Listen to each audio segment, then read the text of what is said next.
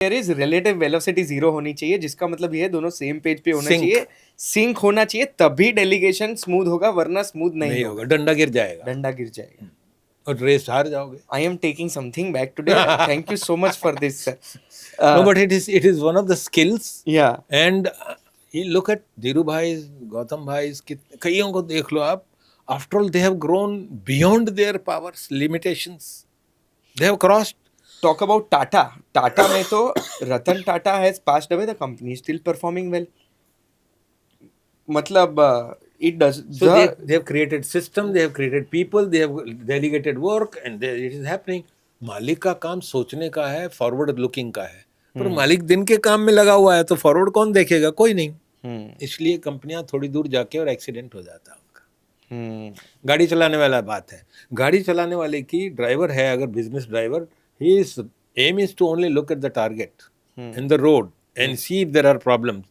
पर अगर वो कंडक्टर की तरफ देखने लगा, पैसेंजर्स की तरफ देखने लगा, तो गाड़ी भिड़ने वाली है। 90% बिजनेसेस में ये हो रहा है, in absence of delegation, owners are doing what they should not be doing and they are not growing.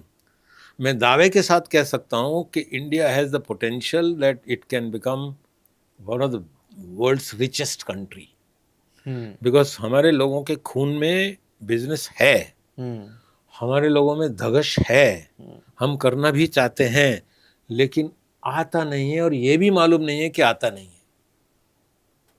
है।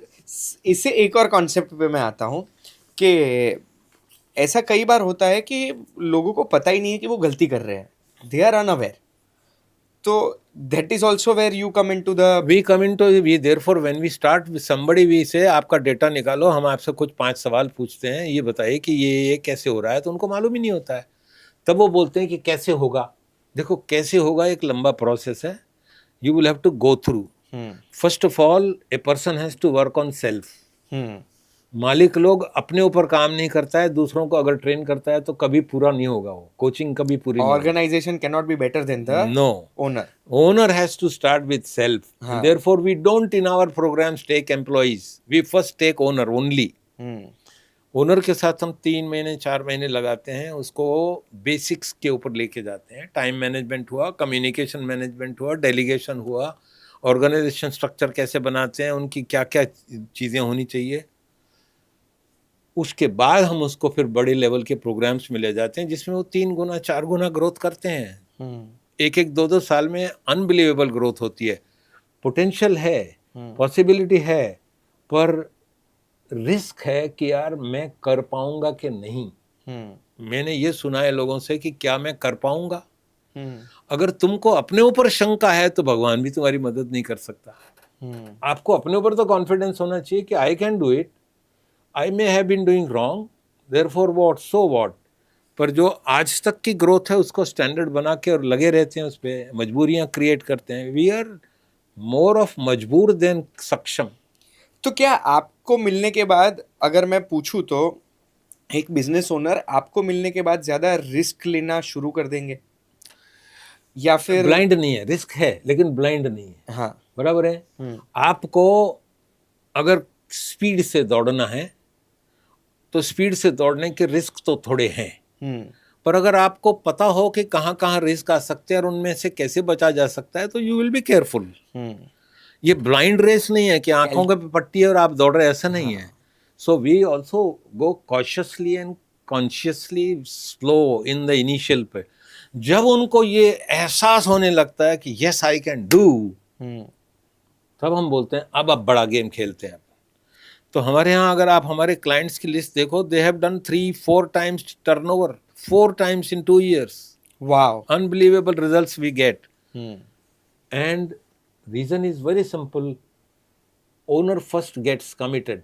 इसलिए हम ओनर के बिना बात नहीं करते हैं। पहले ओनर गेट्स कमिटेड कि he wants to grow the organization, then the entire team ties up. But if owner is not, then entire team is never tied up with the same objective. That's a challenge. Sir, आपने कहा 3-4 गुना ये growth हुआ है आपके साथ जुड़ने के बाद बिजनेसेस का, तो गोल्स भी बनाते होंगे ये ग्रोथ के लिए? पार्ट है, goal setting is part of this. This is the magic goal card, right? तो ये कार्ड आप देते हैं उनको जिससे उनके गोल्स अचीव होते हैं। तो जब आप गोल्स की बात करते हैं तो रैंडमली, मतलब अगर आप किसी को पूछते हैं आपका गोल क्या है, मेरे को अगले साल 3,000 करोड़ रुपए कमाने, तो is this how goals are? No, goals की ना कुछ क्वालिटीज होती हैं। हाँ। गोल्स की क्वालिटी हम उसको मास्टर बोलते हैं, MASTER। मेजरेबल होना चाहिए पहले तो। मापदंड नहीं होगा तो गोल मापदंड होना चाहिए। मैं 5 फुट ऊंचा कूदूंगा, मेजरेबल है। मैं ऊंचा कूदूंगा, मेजरेबल नहीं है। जब मेजरेबल नहीं होता है तो आपके स्टैंडर्ड्स चेंज होते रहते हैं। आपने किया तो आपने उसको सक्सेसफुल किसी और चीज़ को बोल दिया, तो मेजरमेंट होना चाहिए। दूसरा, गोल में हमेशा स्ट्रेच होना चाहिए। मास्टर में S है, स्ट्रेच। स्ट्रेच का मतलब अगर आप 2 रोटी रोज खाते आए हो और आज आपको ज़्यादा खानी है और गोल बनाना है, तो आप 2 से थोड़ा प्लस से शुरू करो। 2 से शुरू करोगे तो वो तो आदतन है। आप कुछ काम करते आए हो, कुछ इनकम करते आए हो, कुछ सेविंग करते आए हो, तो गोल को आप थोड़ा सा स्ट्रेच करो। महीने के 2 लाख रुपए की इनकम है तो गोल करो, अब 2.25 लाख रुपए का मत करो, अब 30 लाख रुपए का करो एक साथ। रियलिस्टिक में आता है वो, कि रियलिस्टिक होना चाहिए। हाँ। तो ये स्ट्रेच गोल नहीं करते हैं लोग, इसलिए गोल्स को कंफर्ट है ना, अनकंफर्ट जोन होगी। Stretch is an uncomfort zone. मैं सुबह कोई 8 बजे उठता है मान लिया, और सडनली गोल बनाए 4 बजे उठने का, तो वो अनरियलिस्टिक गोल होगा। पर अगर 8 बजे उठता है और 7:30 का बनाएगा तो पॉसिबिलिटी क्रिएट करेगा वो। And then we have a tool called tracking, where we set a goal and track on a daily basis कि क्या हुआ। और हमने देखा है कि जब बच्चों को सिखाया जाता है, ये पेरेंट्स द्वारा जब क्लास करते हैं, बच्चे बड़ी जल्दी फॉलो करते हैं इसको और अपनी परफॉर्मेंस को ट्रैक करने लग जाते हैं। The moment you track, you will reach the destination faster, because we know how far we've come and we know how far we need have to come go and whether we are in the right direction. मैं यहाँ से मान लिया मैं राजकोट जाना है और मैं गाड़ी लेके चला और थोड़ी दूर पर एक माइलस्टोन में बोला उदयपुर इतना किलोमीटर, तो मेरे को मालूम पड़ जाएगा कि मैं गलत तरफ जा रहा हूँ। तो tracking, we call it tracking. Tracking helps us stay on the path, but goal unless stretched, no chances of achievement also. छोटा गोल अचीवमेंट भी नहीं भी हो।